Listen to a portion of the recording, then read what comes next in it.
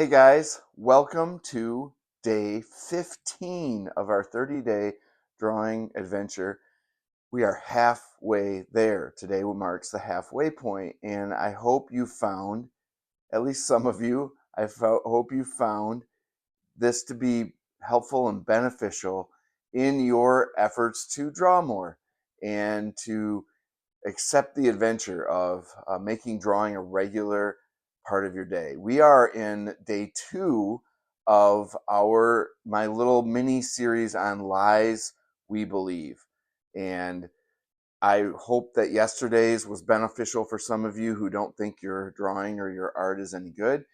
Um, and today we're going to tackle another one of those. Remember, truth combats the lies, and truth combating lies gives us hope. It makes us believe that the future is going to be better than the past, and that's an important and powerful thing. Most evidenced by its presence in your life, but also strongly evidenced by the lack of hope. When we lose hope, we go to despair and we go to a very dark place, and it's a struggle. So my desire is to give you hope by combating some of these lies with truth.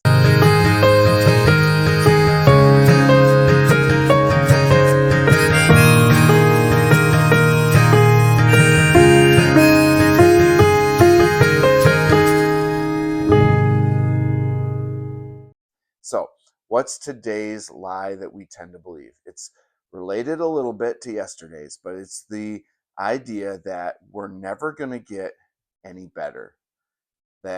Or it's closely connected to the idea that it takes too long and it's too hard to get better. This is what I want to tackle today. This is the lie that I want to tackle today. And so let's talk about that.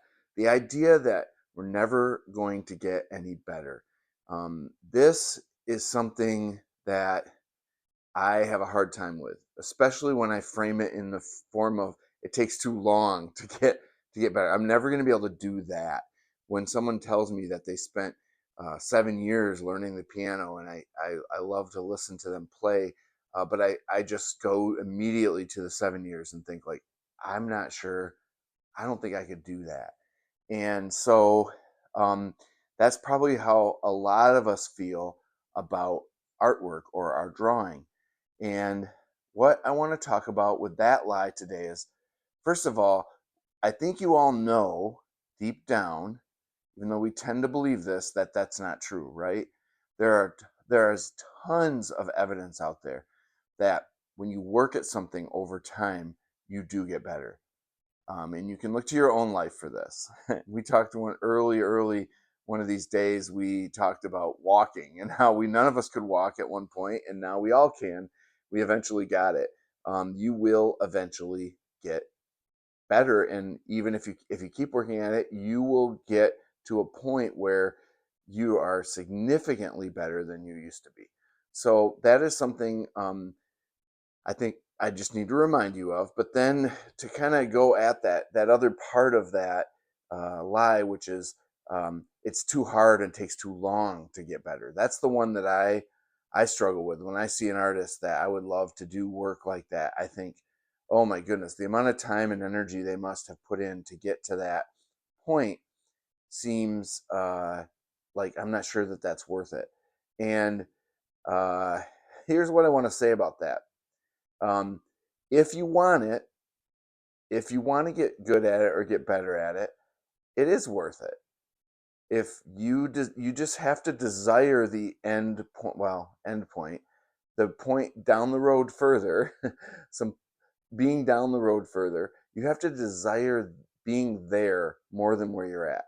And if you don't, you might as well find something else to work on. But let me just encourage you with the idea that what I think when we struggle with that, one of the things we do is we look at like our progress from one day to the next, or from last week to this week, and the measurement is too small, and it we there isn't much progress, or we might do a drawing we don't like at all and it didn't go very well, and we think we're going backwards. First of all, I don't ever think you're going backwards. Remember, failure is your friend. So failing helps you, especially when you can see that it isn't better. You've now learned something. You've learned what not to do, or how uh, you've learned more about yourself. If you tried to do a good drawing that's better and it wasn't better, you now know that that's one way. Whatever you did is one way. It doesn't work.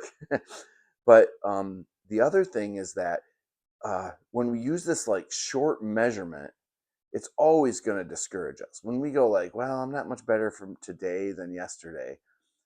Imagine if a runner or a weightlifter or anybody really learning anything uh, judged their progress on a day or a week. It just doesn't work.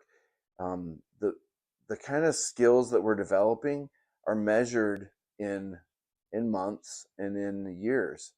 And I know that that may be part of the discouragement right there. But if you want it, you just have to trust it. You have to trust the process. And the way I do that, if I can share, is I just try to stop thinking about how much progress I'm making. And I try to just focus on what I have to do next. And if it's another drawing or another painting or whatever it is, I just work at that thing. I try to take emotion and feelings and thoughts out of it because they are so betraying sometimes. They just discourage us and everything. And I mean, if it, you can journal about it if you want, but I think letting our emotions and our feelings kind of determine whether we're going to stay at this or not is really dangerous. Just don't give the keys to your emotions. Give the keys to logic and truth. That if you work at something for a long time, you will get better.